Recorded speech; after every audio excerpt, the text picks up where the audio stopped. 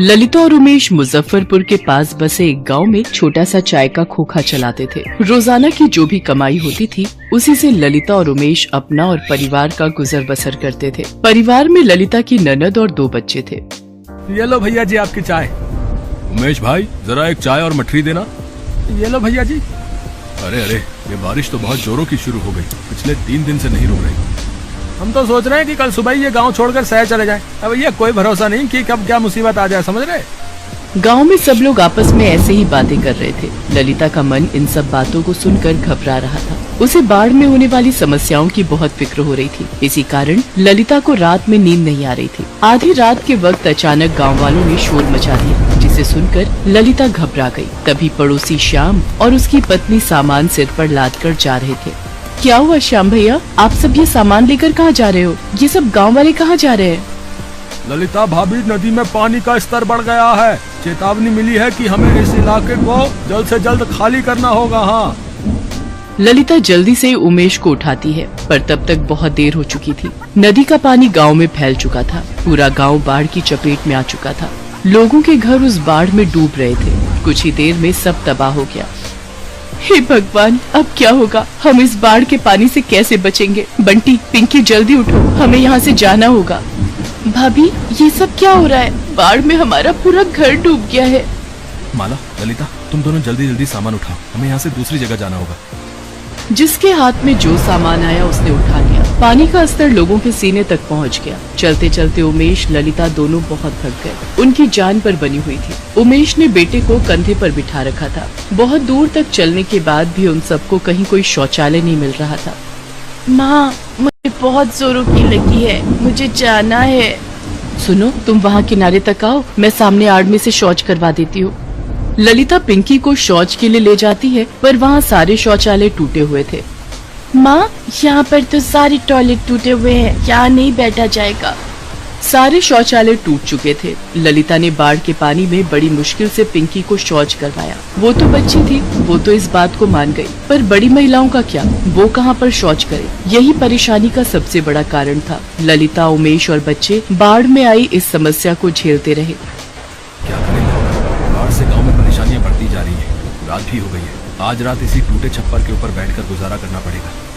आसपास हर तरफ गंदा पानी भरा हुआ है, कहीं कुछ नजर नहीं आ रहा है। देख देख कर मन छलनी हो रहा है। गंदे पानी से खेत और मैदान भरे पड़े थे, जिन पर मच्छर मक्खी मंडरा रहे थे। गंदे पानी में सांप, बिच्छू, कीड़े मकोड़े काटने का लगातार डर बना रहता है। फिर भी बेचारे गांव वाले इन सब मुसीबतों के बीच सोने की कोशिश कर रहे थे। रात के वक्त बंटी को शौच जाना था। वो शोर मचाने लगा।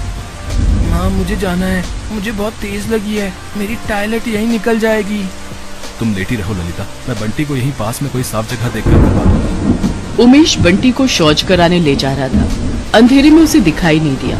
बाढ़ के गंदे पानी के कारण जमीन बहुत कीचड़ और फिसलन से भरी हुई थी। अचानक उमेश का पैर फिसल जाता है और उसको बहुत चोट आती है। हे भगवान, बाढ़ में ये क्या अनर्थ हो गया? कितनी चोट आ गई।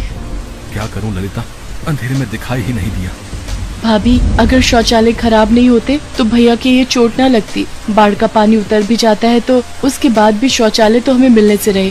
गांव के सारे शौचालय टूट चुके हैं। वो देखो, सड़कों पर, नदी किनारे, खेतों में, जिसको जहाँ जगह मिल रही है वहाँ वो शौच के लिए जा रहा है। ऐसे तो बीमारी और संक्रमण बढ़ जाएगा। हमें कुछ तो करना ही होगा भाभी। हम औरतों के लिए तो ये बहुत परेशानी का कारण है। तो चिंता मत कर माला, सुबह होने दे। हम इस समस्या से निकलने का कोई ना कोई उपाय सोच ही लेंगे। सामान में मैंने थोड़ी हल्दी रख ली थी, लाओ मैं तुम्हारी चोट पर हल्दी भरकर पट्टी बांध देती हूँ। बेचारे उमेश और ललिता अपने परिवार के साथ इस बाढ़ में बहुत दुख झेल रहे थे, पर ललिता हिम्मत नहीं हार रही थी। उसे शौचालय की समस्या के लिए कुछ न कुछ उपाय तो सोचना ही था। अगले दिन ललिता सुबह उठी और बाढ़ में टूटे हुए पेड़ों की लकड़ियों को काटने छिलने लगी। ललिता, तुम क्या कर रही हो? भाभी, तुम्हें तो पता ही है, बाढ़ में हमारे गांव के सारे शौचालय टूट चुके हैं। बंटी के बापू के भी कल पैर में चोट लग गई। हम महिलाओं को भी खुले में शौच करने में कितनी दिक्कत आ रही है। मैं सोच रही थी खुद से ही क्यों ना एक लकड़ी का शौचालय तैयार करें, ताकि वो हम गांव वालों के कुछ तो काम आएगा। हाँ ललिता, ये बात हमारे दिमाग में क्यों नहीं आई? मेरी बहू गर्भवती है, उसे तो बार बार शौच जाने की जरूरत होती है। वो इस बाढ़ में बहुत परेशान हो रही है। अगर ये लकड़ी का शौचालय बन जाए तो हमारे दिन कितने आराम से निकल जाएंगे।